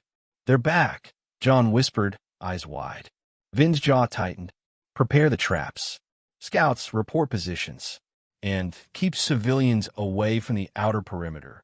The first wave came swiftly, shadows moving through the dense foliage like predators. This time, the outsiders were prepared. They carried new equipment designed to bypass the pulse traps, shimmering devices that muted the signals and temporarily disabled the energy barriers. Rosa leapt from the canopy, striking the first group with a precision that was almost poetic. But the outsiders were relentless, their tactics coordinated and lethal. Dave engaged in brutal hand-to-hand combat, the weight of his reinforced staff sending intruders sprawling into the underbrush. Vin himself moved through the battlefield with calculated speed, striking with a combination of tribal weaponry and tech-enhanced tools. Amid the chaos, a whisper of betrayal reached Vin's ears. One of the village's scouts had been compromised, subtly guiding the outsider's movements. Vin's eyes narrowed, scanning the jungle for the source. Trust was sacred in the tribe of Steel, and the hint of treachery stung sharper than any weapon. Charlize Theron's voice carried across the battlefield, calm but cutting. "You're strong, Diesel, but every fortress has a crack. Find it or fall." Vin didn't respond verbally. Instead, he activated a series of countermeasures John had been refining for weeks. Energy nets descended silently from the trees, entangling the intruders' legs and neutralizing their devices. Hidden mechanisms released nets and lightweight cages that captured the advanced drones, rendering them useless. The outsiders, skilled and prepared, struggled against the ingenuity of the tribe. Yet Vin and his people fought with synchronization and intelligence that made every movement count. Suddenly, a loud crash echoed from the western edge of the village. A concealed device had triggered an explosion, not deadly, but designed to create diversion. Charlize's team had split their forces, attempting to draw the tribe away from their main positions. Vin didn't hesitate. "Split teams. Protect the village core. I'll handle the western breach." With Rosa and Dave covering one side and John managing the tech defense from the center, Vin moved into the thick of the jungle. Charlize was waiting, weapon drawn, eyes glinting with dangerous calculation. Their clash was fierce, a battle of strength, speed, and wits. Vin deflected strikes, countered with precision, and pressed forward relentlessly. The jungle around them seemed to pulse with their energy, every leaf, every branch, a silent witness to the confrontation. Meanwhile, Zendaya worked tirelessly at the amplifier station, creating energy shields and redirecting power to key defensive points. Her device flared and hummed, buying Vin critical seconds as he engaged the rival leader. Amid the fight, a revelation struck Vin. The betrayal wasn't just the scout guiding the enemy. One of Charlize's new recruits was a former ally of the tribe, trained in their ways, familiar with their technology. This insider knew the secrets of the pulse traps, the hidden drones, and even the layout of the village. Vin adjusted his strategy instantly. Using misinformation and misdirection, he drew the outsiders into a series of traps that they hadn't anticipated. Bamboo-reinforced catapults launched, netting over the intruders, entangling their gadgets and rendering them nearly defenseless. Hidden pits lined with cushioning yet immobilizing vines captured key figures of the opposing force, turning their precision against them. Charlize realized too late that she had underestimated Vin Diesel's leadership. Her carefully orchestrated plan began to unravel as her team was immobilized, their gadgets destroyed, and their drones disabled. Rage flashed in her eyes, but Vin didn't pause. Every action, every step was precise, driven by his commitment to protect his people. At the center of the battlefield, Dave Bautista faced the largest intruders, his reinforced staff moving like a force of nature. Rosa flitted through the canopy, striking swiftly and silently, ensuring no outsider could regain advantage. The jungle itself had become a weapon, enhanced by the tribe's clever inventions. Finally, after hours of relentless combat, the outsiders retreated once more, battered and humiliated. Charlize's gaze lingered on Vin Diesel, her expression a mixture of anger, respect, and determination. "This isn't over," she hissed, vanishing into the jungle shadows with the remnants of her team. The tribe of Steel exhaled collectively, the tension in the village finally giving way to cautious relief. Civilians emerged, repairing minor damage, while scouts returned with reports. Vin gathered his council beneath the massive trees, their metallic enhancements glinting faintly in the moonlight. "They will return," Vin said quietly, his voice calm but unyielding. "And next time, they will be stronger. We must be stronger. We adapt, we innovate, and we fight, not just with strength but with intelligence. Our home, our people, and our way of life depend on it." Zendaya stepped forward, holding her amplifier device. "I've been thinking," she said. "If we can create a mobile energy shield, we could patrol the outer jungle and intercept them before they reach the village. It won't be perfect, but it would give us an advantage." Vin nodded approvingly. "Then we'll build it. Every innovation we create, every device we refine, is a weapon in our defense. They think they can intimidate us, steal from us, or destroy us. They are wrong. The tribe of Steel does not yield." As the moon rose higher, casting silver light through the canopy, Vin Diesel looked across his people. The hunters, inventors, warriors, and allies. They were battered, exhausted, but unbroken. Every failure, every skirmish, every test had only strengthened their resolve. Charlize Theron, hidden deep within the jungle, watched silently, her mind already plotting the next assault. The tribe of Steel had survived today, but she would not stop. She had the resources, the ambition, and the ruthlessness to push further, to find weaknesses, and to challenge Vin Diesel in ways he could not yet predict. And Vin Diesel, standing tall amid the trees, knew that the next wave would be the true test of strength, intellect, and courage, a battle that would decide not just the fate of the tribe, but the future of the jungle itself. The morning air was thick with humidity, carrying the scent of rain and earth, as if the jungle itself was holding its breath. Vin Diesel stood at the edge of a cliff, the village sprawling below him like a hidden fortress. Today will be different. The previous encounters had been tests, skirmishes to probe defenses, but now Charlize Theron's forces would strike with full force. The tribe of Steel had prepared, but Vin knew that this battle would challenge every ounce of their strength, every plan they had devised, and every trust they had built. "Leader," Rosa Salazar whispered as she landed beside him, her usual calm replaced with tense focus. "Scouts report heavy movement. Drones, vehicles, and new combat suits. They've upgraded since last time." Vin's jaw clenched. "Then we meet them on our terms. Deploy the energy nets along the northern ridge. John, activate the new pulse traps simultaneously. Dave, rally the hunters and set the perimeter defenses." As the tribe moved into position, the jungle seemed alive with anticipation. The pulse traps, hidden in the undergrowth, hummed quietly, ready to disable any unauthorized machinery. The energy nets were nearly invisible in the morning mist, their presence known only to the tribe of Steel. Even the trees seemed to whisper with intention, guiding movement, masking sound, and providing cover. Suddenly, a distant roar shook the jungle, a warning of the outsider's arrival. Charlize Theron appeared at the forefront, clad in reinforced combat armor, her eyes sharp, her expression cold and calculating.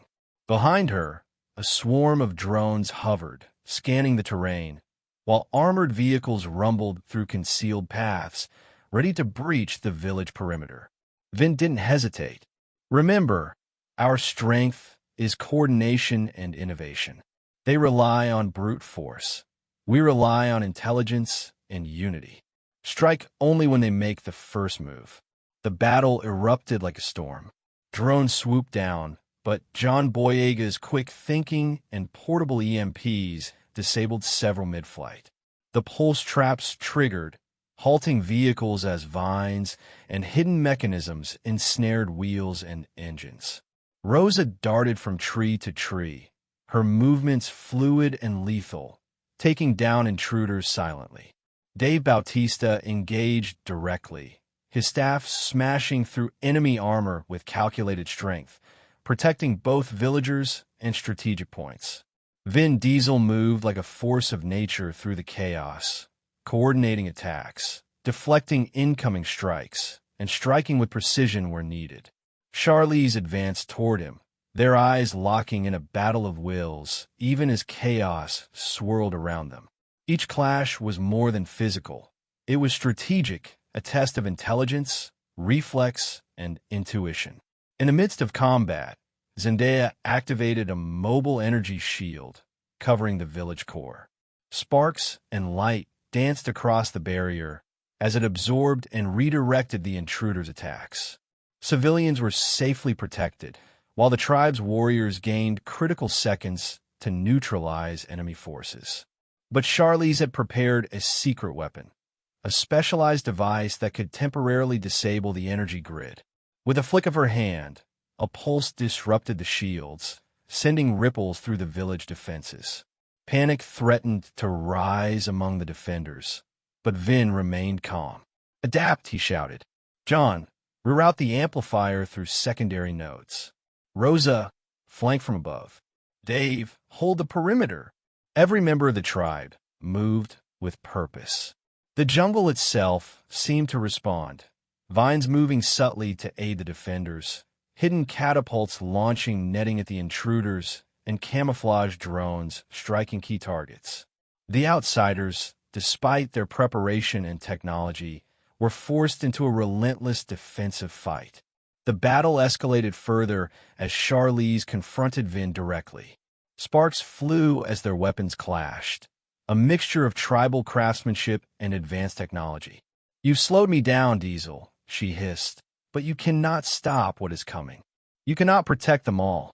Vin countered with strategic precision, anticipating every strike, using the environment to his advantage. Branches bent to shield him. Vines ensnared her weapon momentarily, and the jungle terrain itself became a trap for her movements. Every second was a calculated risk, every strike a demonstration of his mastery over both technology and nature. Meanwhile, Dave and Rosa faced the bulk of the invading forces. Dave's sheer strength and skill turned aside armored soldiers, while Rosa's agility and stealth dismantled key threats silently. The energy nets and pulse traps worked in tandem, immobilizing groups of intruders, giving the tribe crucial leverage. John Boyega worked tirelessly, recalibrating devices mid-battle, creating temporary shields, and directing countermeasures against the outsiders' advanced equipment. Zendaya's amplifier flared repeatedly, buying critical time for the tribe to regroup and strike with maximum efficiency. Amid the chaos, Vin realized Charlize had a hidden ally within the enemy ranks, someone familiar with the tribe's tactics and technology. This insider had anticipated some of their moves, creating near-catastrophic breaches. Vin acted decisively, coordinating a feint that lured the insider into a trap, neutralizing the threat without causing permanent harm. The battle reached its peak near the village core. Vin and Charlize faced each other one final time, each aware that the outcome of this encounter would determine the fate of the Tribe of Steel. Metal clashed against reinforced armor, sparks flying, and every move carried the weight of survival. The jungle around them hummed, alive with energy, as if the forest itself were a participant in the confrontation. Vin's strategy combined raw skill with innovative tactics. Using the jungle terrain, hidden traps, and precise timing, he forced Charlize into a defensive position. With a final, calculated maneuver, he disarmed her without lethal force, demonstrating not only strength but the wisdom to protect life while securing victory. Charlize, breathing heavily, met his gaze with a mixture of respect and rage. "This isn't over," she spat. "You may have one today, Diesel, but I will return. And next time, there will be no mercy." The outsiders retreated, their remaining forces scattered and defeated. The tribe exhaled collectively, relief washing over them like a tide. Civilians emerged, tending to minor injuries and assessing damage, while hunters and scouts returned, reporting the neutralization of all threats. Vin Diesel stood tall amidst the jungle. Sweat and dirt streaked across his face, his eyes scanning the horizon. The Tribe of Steel had survived, but the battle had tested every limit: strength, intelligence, trust, and courage. "We have defended our home," Vin said quietly, addressing his council and the assembled tribe. "We have shown that unity, innovation, and courage are stronger than force alone. But the jungle will always demand vigilance, and the threats we face will only grow. We must continue to innovate, train, and protect. The tribe of steel is eternal, and our strength lies in each of us, together. Zendaya stepped forward, holding her amplifier device, now stabilized and fully integrated into the village's defense network. "Leader," she said, "this system can now patrol the outer jungle automatically. It will give us early warning and stronger defenses. We're ready for whatever comes next." Vin nodded, a rare smile crossing his face. For the first time in days, he allowed himself a moment of pride, not just for surviving, but for the resilience and brilliance of his people. Above, the jungle canopy rustled as if acknowledging their victory, and the sun broke through the mist, casting golden light over the village. The tribe of steel had endured the storm. They had fought, adapted, and emerged stronger than ever. Yet, deep in the shadows, Charlize Theron and her remaining forces plotted their next move, a reminder that even victory was only temporary in a world defined by power, ambition, and relentless pursuit. Vin Diesel looked toward the horizon, feeling the weight of leadership and the certainty that the ultimate challenge was still ahead.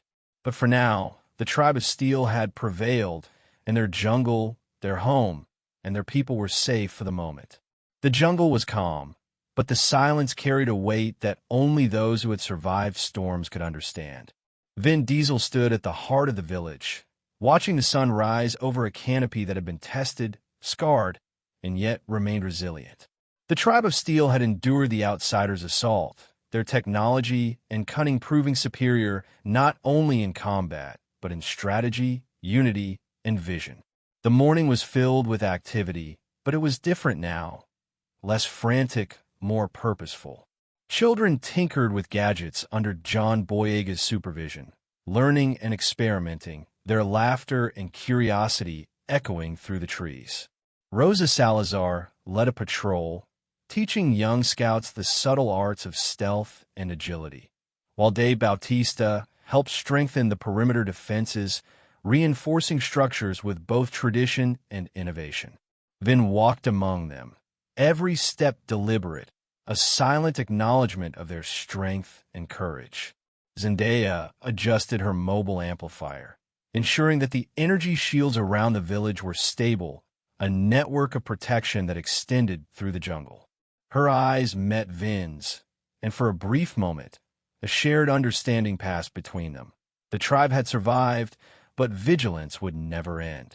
"Leader," Rosa approached, her voice calm but alert. "Scouts report no signs of immediate threats. The outsiders have retreated completely, for now."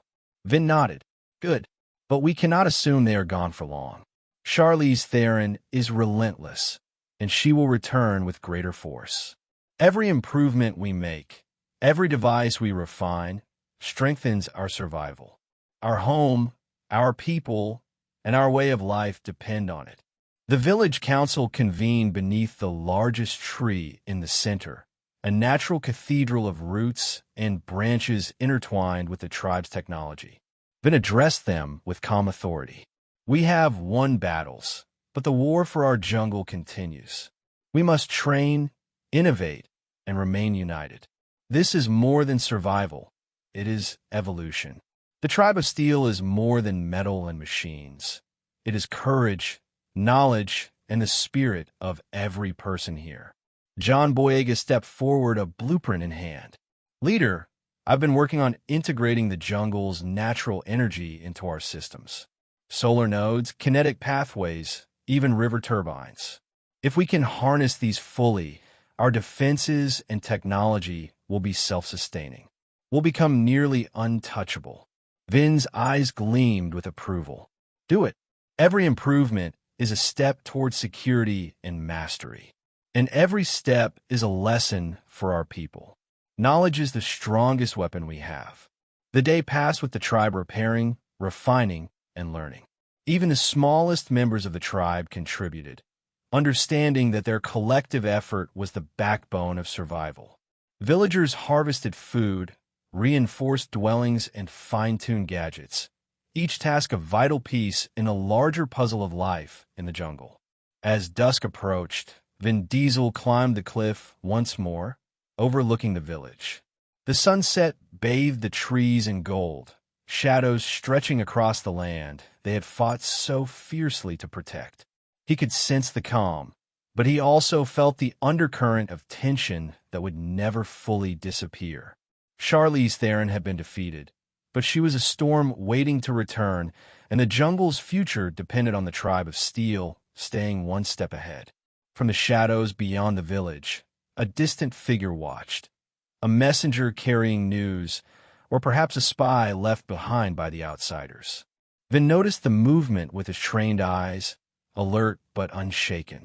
He gestured subtly, signaling the scouts.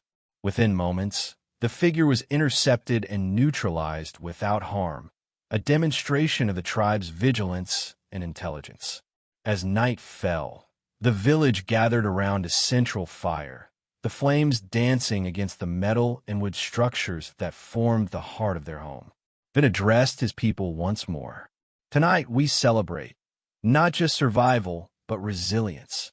Every obstacle we faced, every attack we endured, has proven that we are stronger together. The tribe of Steel is eternal, and our jungle is our legacy. The tribe erupted in cheers, laughter, and song, a celebration of unity, intelligence, and courage. But Vin Diesel's mind remained vigilant. He knew the world beyond the jungle was vast, full of ambition, greed, and danger. Charlize Theron's defeat was temporary. She would return, perhaps with greater strength, new allies, or more dangerous technology. And when that day came, the tribe of Steel would face it, not with fear, but with strategy, innovation, and unwavering resolve. Zendaya approached Vin, her eyes reflecting both pride and determination. Leader, they may come again, but we will be ready.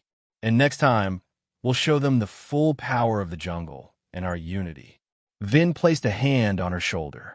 The jungle teaches us patience, resilience, and the strength of community. We will continue to learn, to grow, and to defend. And when they return, they will find a force they cannot break. The fire crackled, sending sparks into the night sky. Children gazed upward, dreaming of adventures, inventions, and heroism, inspired by the bravery and ingenuity of their leaders. Hunters sharpened their weapons, scouts trained in silence, and the village thrummed with life, a perfect harmony of nature and technology.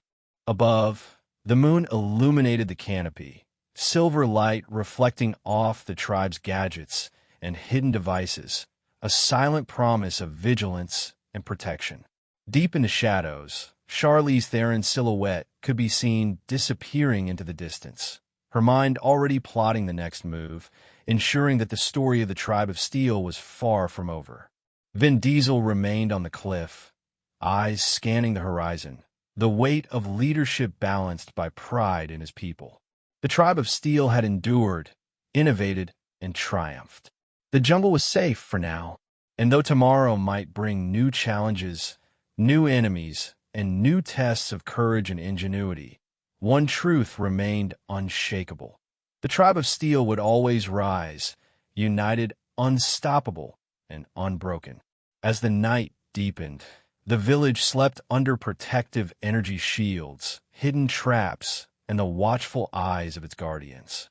The story of survival, innovation, and courage had reached a victorious pause, but the legacy of the tribe of Steel was only beginning. Its spirit, strength, and ingenuity ready to face whatever the world beyond the jungle would throw their way. And somewhere, deep in the shadows, a faint glimmer of light hinted at new challenges, new inventions, and new adventures. The tribe of Steel had not just survived. They had evolved, preparing for a future where the jungle and its people would remain a force that no outsider could conquer.